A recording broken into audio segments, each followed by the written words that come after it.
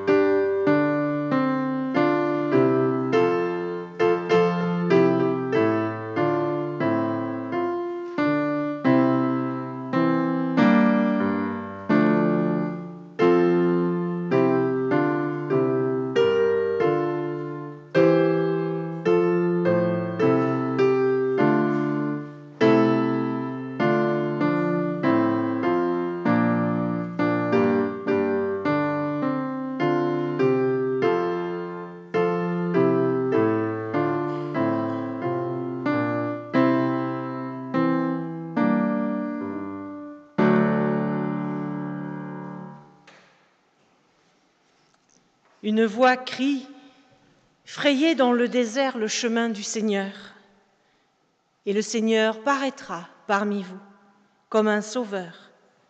Il vient, le Christ, notre Seigneur et notre Roi. Seigneur, pour soulever le sombre manteau de l'obscurité qui parfois recouvre le monde et même les cœurs, un manteau si épais qu'il empêche parfois de te voir. Nous avons préparé 4 bougies. Nous les poserons aux 4 coins de la terre pour tout éclairer, au nord, au sud, à l'est et à l'ouest, en haut, en bas, à gauche et à droite. Ainsi, tous les habitants de la terre pourront te voir et t'accueillir. La première bougie sera la lumière de notre sourire, offert à tous chaque jour comme un cadeau. Car toi, Seigneur, tu viens pour la joie de tous. La deuxième bougie sera la lumière de notre prière, tournée vers toi chaque jour comme un regard. Car toi, Seigneur, tu parles à chacun dans le secret du cœur. La troisième bougie sera la lumière de notre pardon, accordé comme une main tendue. Car toi, Seigneur, tu laves toutes les offenses des humains. La quatrième bougie sera la lumière de notre douceur, distribuée comme du bon pain. Car toi, Seigneur, tu donnes à chacun ton amour. Oui, pour te montrer, Seigneur, combien nous t'attendons, nous allumerons nos 4 bougies une à une au long des 4 semaines de l'Avent. Et quand Noël viendra, dans les maisons et dans les cœurs, elles brilleront dans la nuit. Ce sera notre couronne de lumière, préparée pour toi, Seigneur, toi qui es le prince de la paix. Amen. Nous prenons le premier spontané.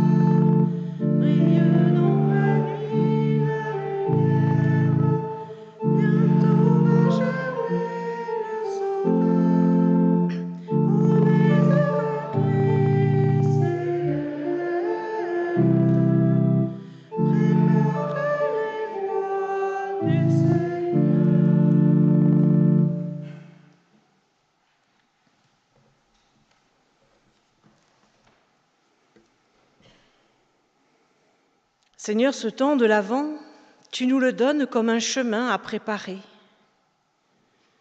une route au cœur de notre cœur, un lieu où nous sommes entièrement connus de toi seul, Dieu notre Créateur. Viens nous rejoindre dans nos terres arides, dans nos déserts, dans ces moments où nous nous sentons secs. Aide-nous à aplanir la route vers toi, à combler les ravins de nos peurs, de nos échecs. Donne-nous la simplicité d'un cœur d'enfant pour ramener à leur juste mesure tout ce qui nous semble montagne impossible. Ce que la vie a rendu tortueux et difficile, que ton esprit nous aide à le rendre simple et droit dans nos relations avec les autres, dans nos cœurs. Oui, Seigneur Jésus, viens sur notre terre, accompagne-nous, viens habiter cette terre qui est la nôtre, viens au cœur de nos questions, de nos interrogations, ouvrir nos horizons et fleurir nos déserts. Amen. Et je vous invite à chanter le numéro 301, les 3 strophes.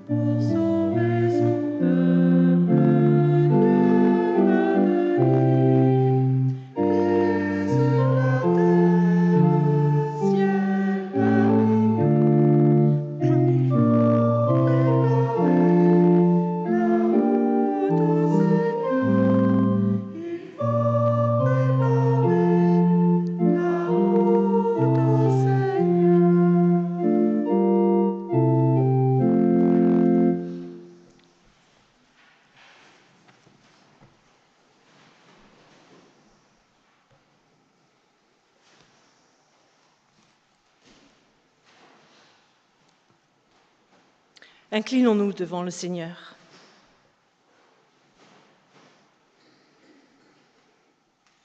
Oui, Seigneur, prépare toi-même, dans le désert de mon cœur, le chemin de ton retour. Les collines de mon orgueil, abaisse-les par ton humilité.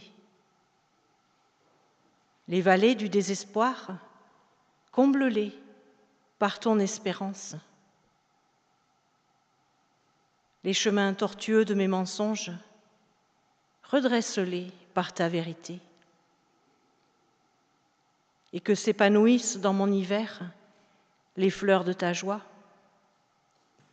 Alors je pourrai voir ta gloire et adorer ta présence dans le visage de mes frères et de mes sœurs. Seigneur, toi qui te tiens à la porte, tu es si proche de moi.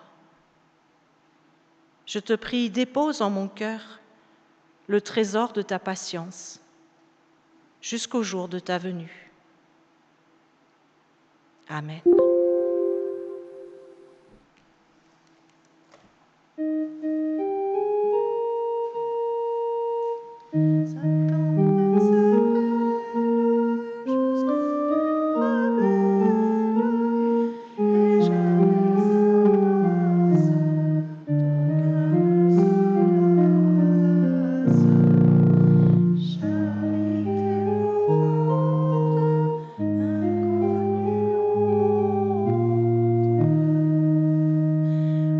Pas très bien les spontanés du temps de l'Avent et de Noël. Évidemment, on les chante pas beaucoup. Donc je vous propose qu'on recommence.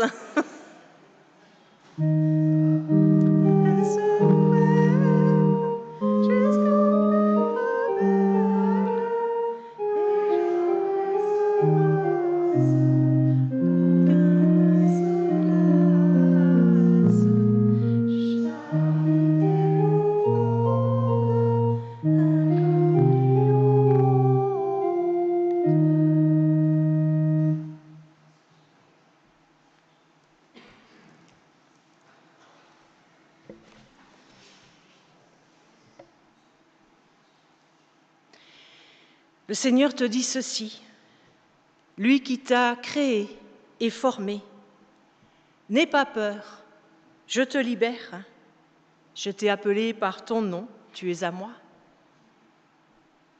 Quand tu traverseras l'eau profonde, je serai avec toi. Quand tu passeras les fleuves, tu ne te noieras pas. Quand tu marcheras au milieu du feu, il ne te brûlera pas. En effet, moi, le Seigneur, je suis ton Dieu, je suis ton Sauveur. Je tiens beaucoup à toi, tu es précieux et je t'aime.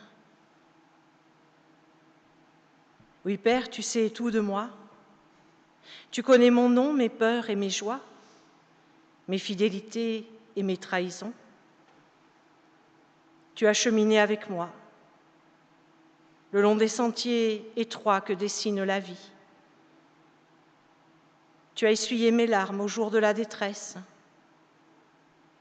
Tu as partagé avec moi le pain des jours de fête.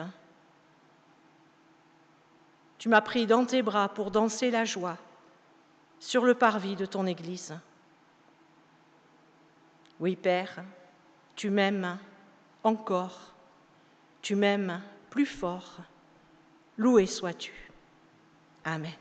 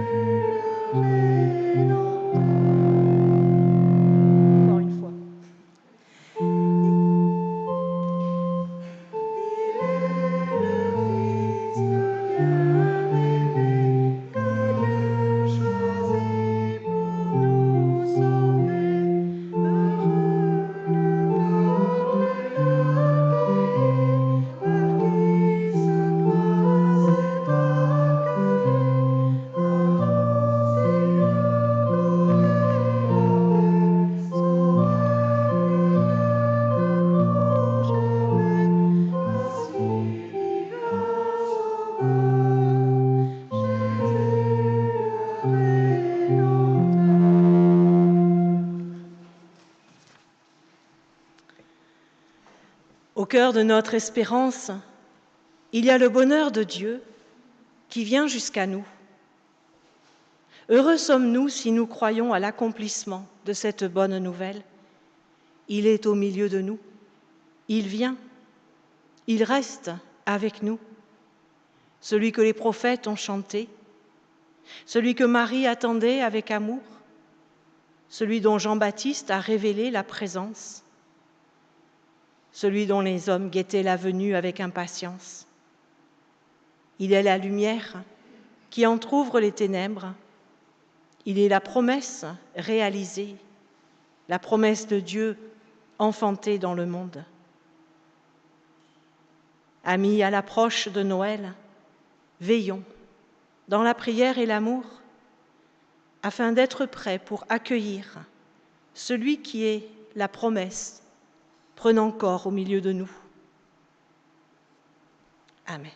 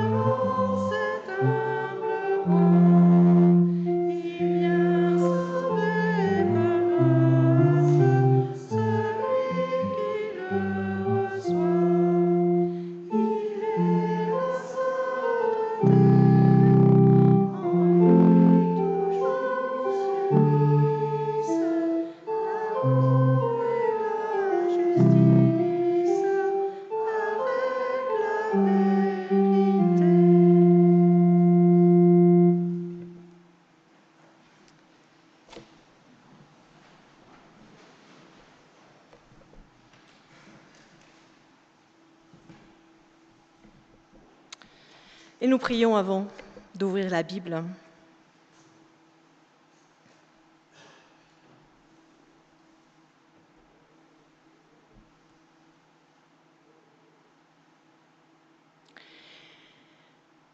Seigneur, nous t'en prions, apprends-nous l'espérance. Donne-nous de scruter ta parole, de rendre nos cœurs accueillants à la voix des prophètes, de ceux qui ont parlé en ton nom. Oui, nous verrons se lever l'aurore de ton royaume, qui apporte à chacun le salut en ton nom, car c'est toi, notre espérance. Amen.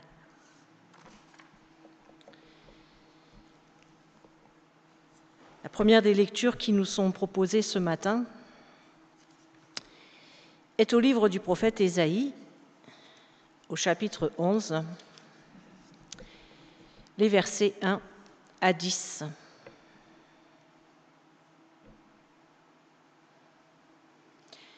Un fils sortira de la famille de Jessé, comme une jeune branche sort d'un vieux tronc. Une nouvelle branche poussera à partir de ses racines. L'Esprit du Seigneur reposera sur lui. Il lui donnera la sagesse et le pouvoir de bien juger. Il l'aidera à prendre des décisions et le rendra courageux. Il lui fera connaître le Seigneur et lui apprendra à le respecter. Alors cet homme prendra plaisir à respecter le Seigneur. Il ne jugera pas selon ce qu'il voit. Il ne décidera pas d'après ce qu'il entend dire. Il jugera les pauvres avec justice. Il sera juste pour ceux qui dans le pays sont sans défense. Ses paroles frapperont les habitants comme un bâton. Les mots qu'il prononcera feront mourir les gens mauvais. La justice et la fidélité seront pour lui comme la ceinture qu'on porte sans cesse autour de la taille. Alors, le loup habitera avec l'agneau. Le léopard se couchera près du cabri. Le veau et le jeune lion mangeront ensemble. Un petit garçon les conduira. La vache et l'ours mangeront dans le même champ. Leurs petits auront le même abri. Le lion mangera de l'herbe sèche comme le bœuf.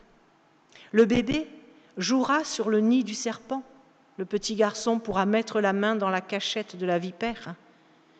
Il n'y aura plus ni mal, ni violence sur toute la montagne sainte du Seigneur. En effet, la connaissance du Seigneur remplira le pays, comme l'eau remplit les mers. Ce jour-là, Le fils de Jessé sera comme un signal dressé pour les peuples de la terre. Ils viendront lui demander conseil, et la gloire de Dieu brillera là où il habitera.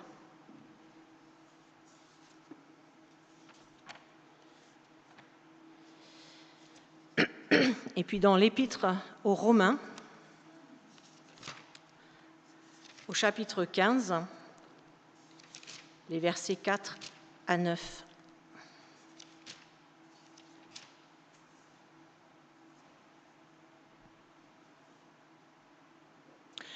Tous les livres saints, écrits autrefois, ont été écrits pour nous instruire. Ils doivent nous donner patience et courage pour que nous possédions l'espérance. La patience et le courage viennent de Dieu. Que Dieu vous rende donc capable d'être bien d'accord entre vous, en suivant l'exemple du Christ Jésus. Alors d'un même cœur et d'une même bouche, vous pourrez rendre gloire à Dieu, le Père de notre Seigneur Jésus-Christ. Accueillez-vous les uns les autres comme le Christ vous a accueillis pour la gloire de Dieu. Je vous le dis, Dieu est fidèle. C'est pourquoi le Christ est devenu le serviteur pour accomplir les promesses faites par Dieu aux ancêtres. Et les non-juifs rendent gloire à Dieu à cause de sa bonté. En effet, les livres saints disent « Pour cela, je te fêterai parmi tous les peuples, et je chanterai en l'honneur de ton nom. »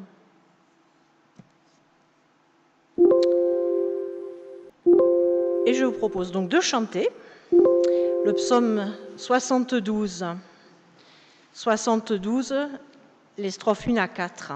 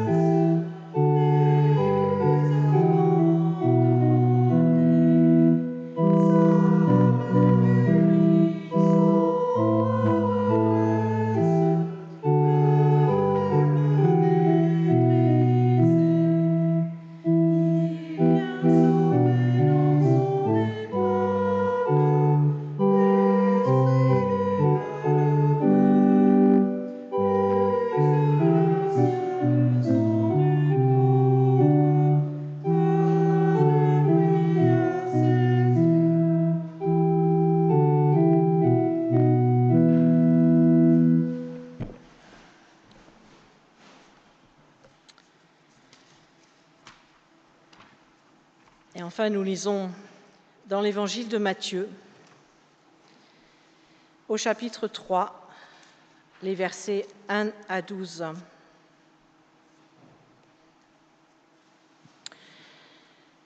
À ce moment-là, Jean-Baptiste paraît dans le désert de Judée. Il annonce « Changez votre vie. Oui, le royaume des cieux est tout près de vous. » Le prophète Ésaïe a parlé de Jean quand il a dit « Quelqu'un crie dans le désert, préparez la route du Seigneur, faites-lui des chemins bien droits. » Jean porte un vêtement en poil de chameau. Il a une ceinture de cuir autour de la taille. Il mange des sauterelles et du miel sauvage. Alors les habitants de Jérusalem, de toute la Judée, de toute la région du Jourdain, viennent vers Jean. Ils avouent leurs péchés devant tout le monde et Jean les baptise dans l'eau du Jourdain. Beaucoup de pharisiens et de sadducéens viennent pour que Jean les baptise. En voyant cela, Jean leur dit « Espèce de vipères, la colère de Dieu va venir et vous croyez que vous pouvez l'éviter ? Qui vous a dit cela ? Faites donc de bonnes actions pour montrer que vous avez changé votre vie. Ne vous mettez pas à penser « Notre ancêtre, c'est Abraham. » Oui, je vous le dis, vous voyez ces pierres ici ? Eh bien, Dieu peut les changer pour en faire des enfants d'Abraham. Déjà, la hache est prête à attaquer les racines des arbres. Tous les arbres qui ne produisent pas de bons fruits, on va les couper et les jeter dans le feu. Moi, je vous baptise dans l'eau pour montrer que vous changez votre vie. Mais celui qui vient après moi est plus puissant que moi. Je ne suis pas digne de lui enlever ses sandales. Lui, il vous baptisera avec le feu de l'Esprit Saint. Dans la cour, il tient son vent dans les mains pour séparer le grain de la paille. Il va ranger son grain dans le grenier, mais la paille, il va la brûler dans le feu qui ne s'éteint pas.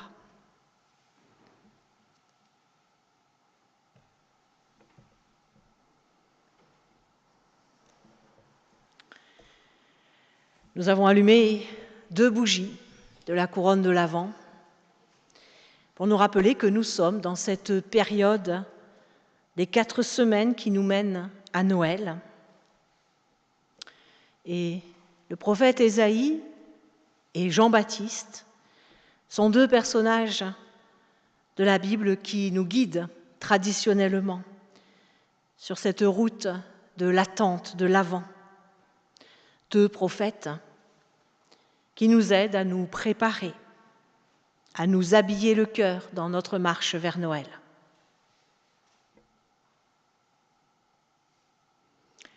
Ésaïe s'adresse à un peuple inquiet, déstabilisé par la défaite, par la déportation du royaume voisin, le royaume de Juda, et qui se sent menacé à son tour. C'est à ce peuple inquiet qu'Ésaïe parle de paix, d'espérance.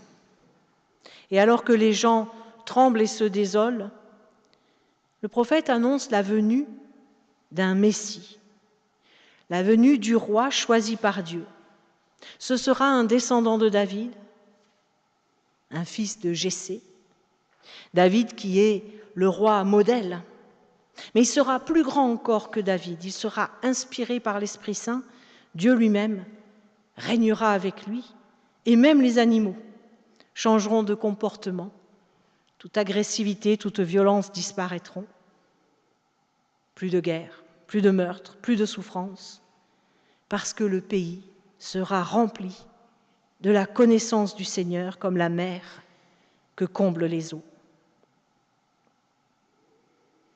Pour nous, chrétiens, ce Messie tant attendu, ce Sauveur annoncé par les prophètes, c'est Jésus.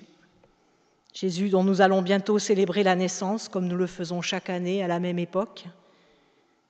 Et nous allons fêter Noël tout en sachant que, malgré nos beaux cantiques et nos messages de paix, rien ne change vraiment dans le monde. et que ce n'est vraisemblablement pas le 25 décembre prochain que le loup et l'agneau habiteront ensemble, ou que le lion, comme le bœuf, mangera du fourrage. Alors à quoi bon ? À quoi bon relire encore ces paroles du prophète Ésaïe ? Oh, bien sûr, elles sont très belles. Comme peut être belle une utopie, comme peut être beau un rêve. Mais la réalité de la vie n'est-elle pas bien différente ? Et n'est-ce pas aussi d'utopie que parlait Jean-Baptiste dans son désert, en invitant ses auditeurs à changer de vie, à se convertir et à se faire baptiser ? Se convertir, faire demi-tour, changer de direction. Pas simplement battre sa coulpe en pleurant sur sa misère, mais changer. Changer radicalement sa façon de vivre, de penser.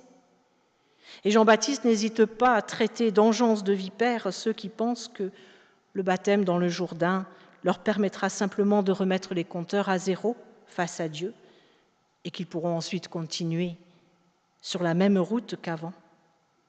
Vous vous trompez, leur dit-il.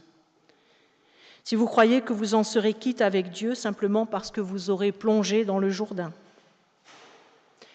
Confesser vos péchés, c'est bien, mais c'est aussi complètement inutile si vous n'en tirez pas les conséquences qui s'imposent pour votre vie de chaque jour.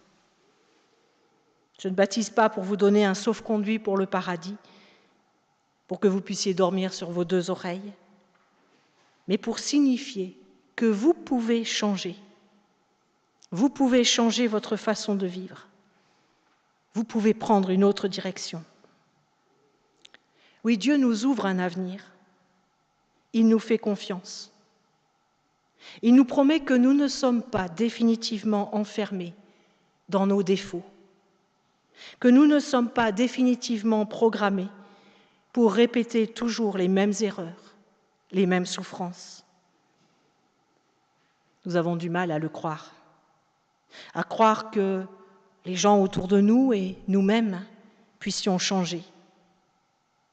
Nous cataloguons, nous enfermons facilement ceux que nous côtoyons dans des jugements sans appel, en oubliant qu'ils peuvent évoluer et que la vie est un cheminement. Convertissez-vous. C'est un appel à faire confiance aux autres et à nous-mêmes. Oui, nous pouvons changer. Notre passé ne nous enferme pas. Du nouveau peut advenir dans notre esprit, dans notre cœur, dans notre corps. Les chemins tortueux peuvent devenir droits. Les escarpements peuvent s'aplanir. Voilà la lumière, l'espérance. C'est vrai, la nuit est épaisse. C'est vrai, il nous semble que tout ce que nous pouvons faire ne sert à rien, que nos bras sont trop faibles, que nous sommes trop peu nombreux pour pouvoir prétendre avoir une importance. Et puis le mot de conversion nous fait un peu peur. À juste titre, si on la conçoit comme un travail sur soi-même pour se conformer à une loi, si on la conçoit comme la pratique de vertus difficiles et ennuyeuses, si on l'entend comme un synonyme de remords, comme un appel à battre notre coulpe. Mais quand Jean-Baptiste exhorte à se convertir, il ne parle pas seulement de repentance. Il donne à ce mot de conversion toute l'épaisseur de la compréhension biblique, pour qui la conversion est inséparable de l'alliance. C'est parce que Dieu fait alliance avec nous que nous pouvons revenir vers lui. C'est parce qu'il a fait lui-même le premier pas vers nous que nous pouvons aller vers lui. Jean-Baptiste nous invite à nous tourner vers quelqu'un, vers celui qui vient. Et quand il parle de celui qui vient après lui, il lui donne l'un des noms que l'on donnait à Dieu, le fort. Jésus a montré par sa vie, par ses actes, que la force de Dieu n'a pas grand-chose à voir avec ce que nous mettons en général sous ce mot. Que la puissance de Dieu, c'est son amour pour nous, C'est l'amour qu'il nous invite à avoir les uns pour les autres. Une puissance qui ne ferait pas peur sans doute à ceux qui préfèrent manier les bombes. Et pourtant la seule puissance capable de faire briller la lumière dans les ténèbres du monde. Nous avons à porter cette lumière, à la faire briller pour tous, pour que tous aient envie de venir s'y réchauffer. Et si petites, si faibles que soient nos flammes, elles reflètent la lumière, la confiance, l'amour de Dieu. Seuls, nous ne pouvons rien, mais nous ne sommes pas seuls. Dieu nous a promis son aide, sa présence à nos côtés. Que son esprit nous soutienne et qu'il maintienne brûlante en nous la flamme de son amour. Amen.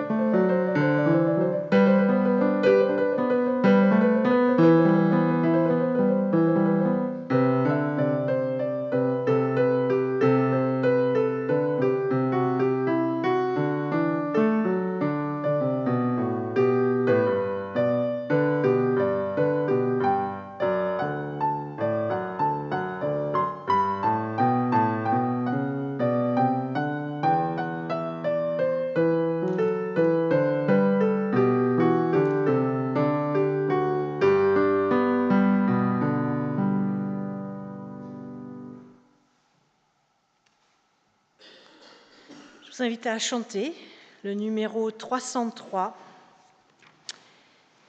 les 3 strophes, 303.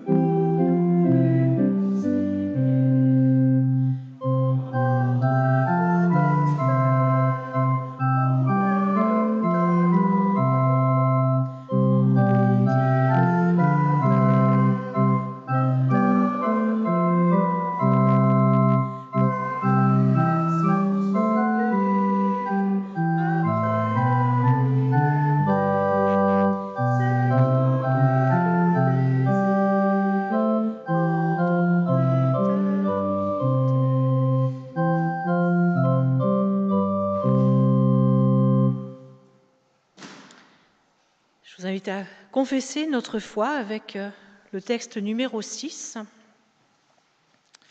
la confession de foi de l'Église unie du Canada.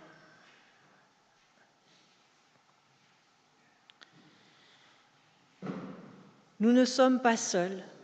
Nous vivons dans le monde que Dieu a créé.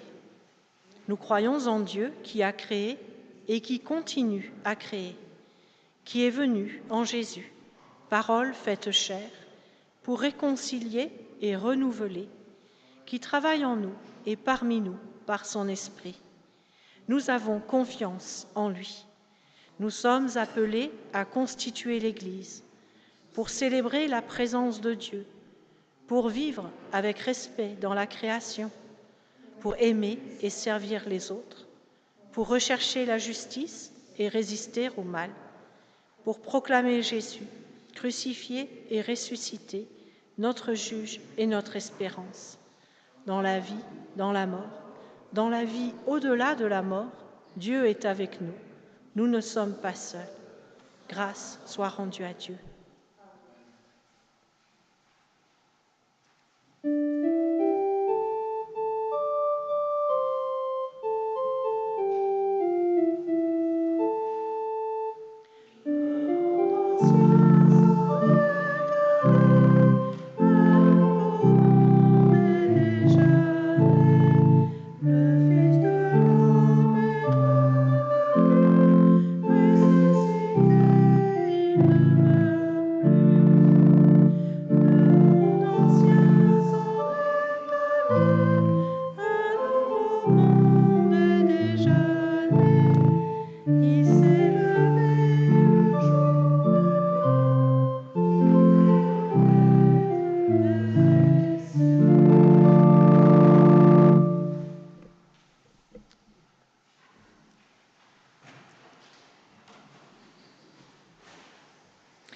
Louons Dieu. C'est notre joie, Père, de te louer. Tu nous as donné le monde et sa beauté, la vie et sa richesse. Tu nous as comblés d'amour en nous donnant ton Fils. Tu as voulu qu'il partage notre existence. Par lui, tu renouvelles notre espérance. Unis aux croyants de tous les lieux et de tous les temps, nous célébrons ta gloire. Le Seigneur Jésus, dans la nuit où il fut livré, prit du pain. Après avoir rendu grâce, il le rompit et dit « Ceci est mon corps qui est donné pour vous. Faites ceci en mémoire de moi. » De même, après avoir soupé, il prit la coupe et dit « Cette coupe est la nouvelle alliance en mon sang. Faites ceci en mémoire de moi, toutes les fois que vous en boirez. »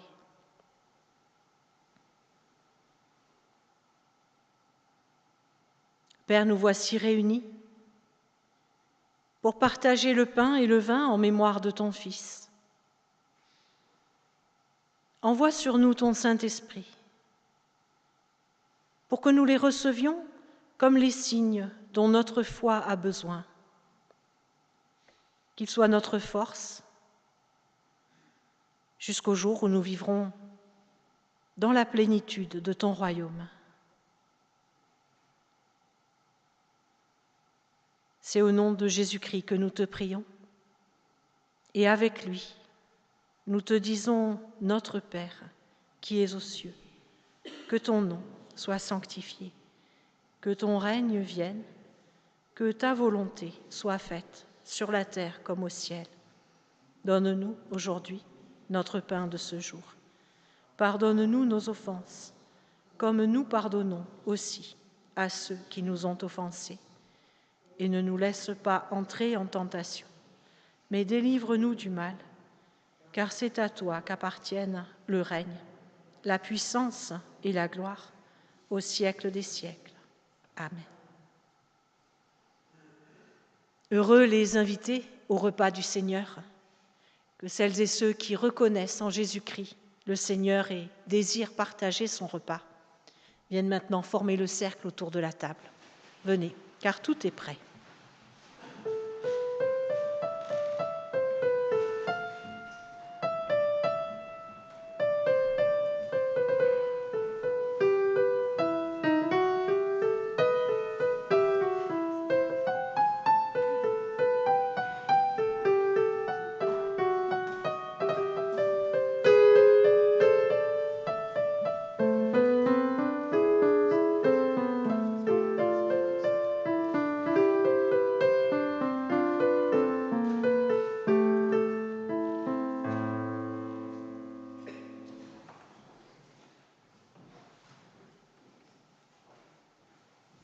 Le pain que nous partageons est communion au corps du Seigneur Jésus-Christ. La coupe de bénédiction pour laquelle nous rendons grâce est communion au sang du Seigneur Jésus-Christ.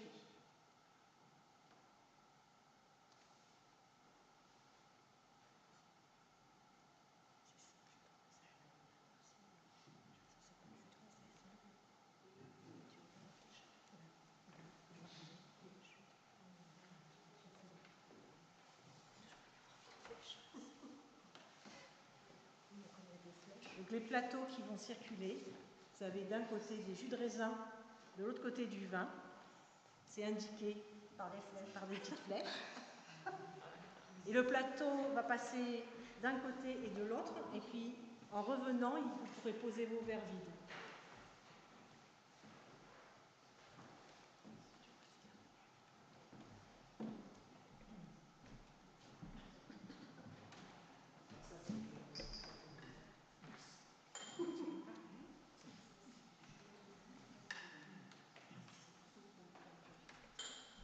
Attendez qu'ils reviennent pour poser le verre vide.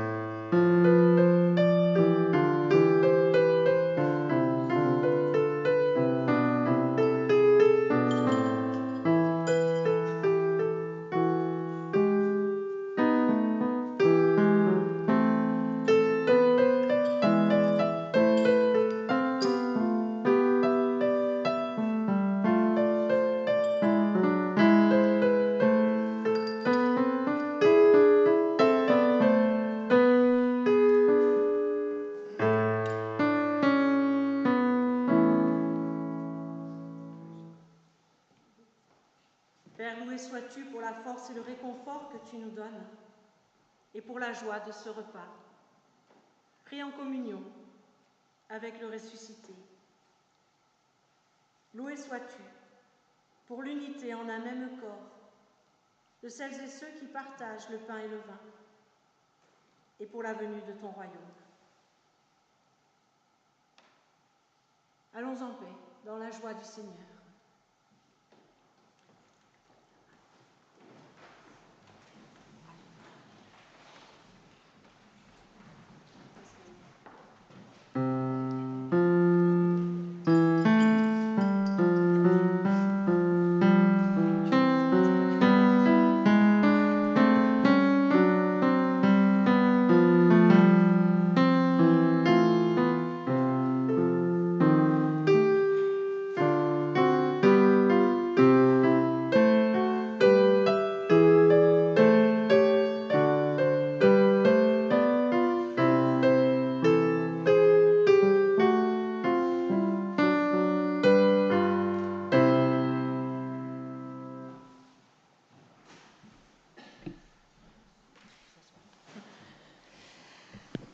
C'est le moment des annonces. Donc c'est Sylvie qui nous parlera de la vente juste après moi. Donc lundi, il y a le partage biblique œcuménique à 17h30 et juste avant à 16h, s'il y a des bonnes volontés, vous pouvez venir aider pour faire la mise sous pli pour envoyer les convocations à l'Assemblée générale. Les veillées de l'Avent auront lieu les vendredis 9 et 16 décembre à 20h, une veillée chant et une veillée conte. Salle Jolibois. Pause prière le mercredi 7 à 20h.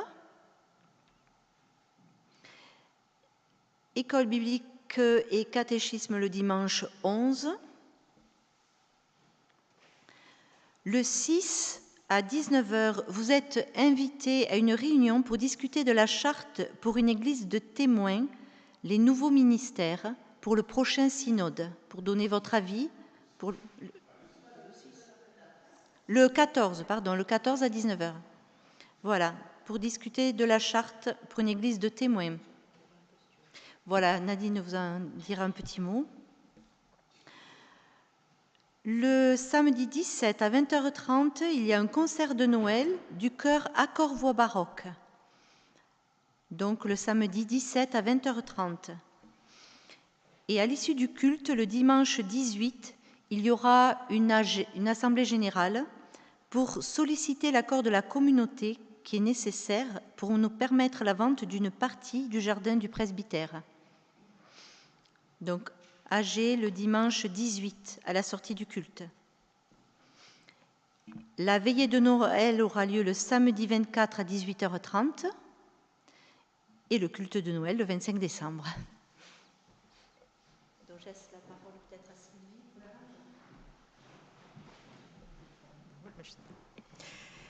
Voilà, donc hier, vous savez, c'était notre journée de vente de Noël qui se continue ce matin. Alors c'était un moment très chaleureux et il faut remercier ici toutes les personnes présentes ou ailleurs de la paroisse qui ont contribué à cette vente en faisant des gâteaux, tous plus beaux les uns que les autres, des confitures, des petits, enfin bref, des couronnes, qui ont contribué à réaliser des objets à l'atelier, qui ont classé, organisé, préparé. Bref, ça a été une journée magnifique qui continue ce matin dans la salle Jolibois. Donc, vous pouvez descendre. Il y a encore un certain nombre d'objets à vendre. Je vous invite à y aller, des idées de cadeaux que vous ne manquerez pas de trouver. Et puis, je vous rappelle que le produit de cette vente, eh bien, c'est pour contribuer aussi à chauffer le temple, à l'éclairer et à nous permettre de nous retrouver là, dans cet espace que nous aimons tous. Voilà. Donc, je vous invite à descendre dans la salle Jolibois à l'issue du culte. Juste un petit mot par rapport à cette histoire de discussion sur la charte le 14, donc pas ce mercredi, mais celui d'après. Toute l'Église protestante unie est depuis plus d'un an en grande réflexion sur la question des ministères. Alors pas uniquement les ministères des pasteurs, mais tous les ministères qui sont à l'œuvre dans nos églises. Et voilà, il y a plein de ministères qui étaient à l'œuvre pour aboutir à la vente d'hier, par exemple. Mais voilà, il y a les ministères de conseillers presbytéraux, de prédicateurs laïcs, de catéchètes, et puis tous ceux qu'on peut inventer, tous ceux que le Seigneur donne à son Église, comme dit notre liturgie. Et donc, voilà, notre Église est en grande réflexion là-dessus, parce que, voilà, les temps changent, les choses ne sont plus tout à fait comme elles étaient autrefois. Et donc, on se dit que peut-être il faut réfléchir à comment faire vivre notre Église avec peut-être d'autres ministères que ceux que nous connaissons jusqu'à présent. Et voilà, donc il y a déjà eu un premier round de réflexion là-dessus l'année dernière, et le Synode national a pondu un petit document qui s'appelle « Charte pour une Église de témoins » et puis des grandes orientations.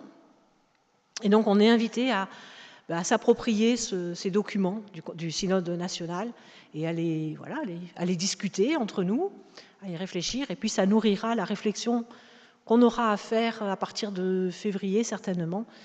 Voilà, les rapporteurs nationaux vont nous donner des documents à travailler pour préparer le synode de l'automne 2023. Voilà, on a encore un peu le temps, hein, mais voilà, ça va venir. Donc voilà, la réunion de mercredi prochain, c'est pour se mettre dans le bain de cette réflexion sur les ministères. En attendant, c'est maintenant le moment de l'offrande.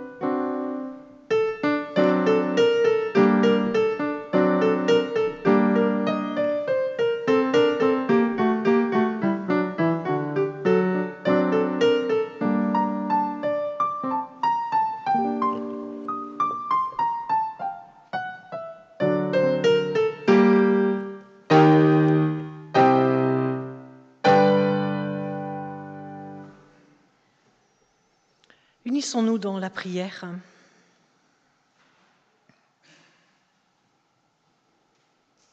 Oui, Seigneur, toi qui viens pour accomplir les annonces des prophètes, nous t'adressons nos prières en confiance. Nous te prions pour ton Église, en marche à travers les temps, qu'elle prépare ton chemin, qu'elle désigne l'injustice par son nom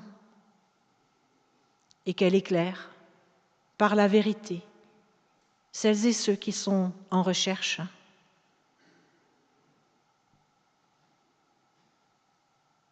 Nous te prions pour les personnes qui exercent une influence dans la vie publique, qu'ils n'oublient pas leurs responsabilités dans la gestion des biens de la terre et qu'ils aient le souci du bien-être de tous les humains. Garde-les de la tentation d'abuser de leur pouvoir.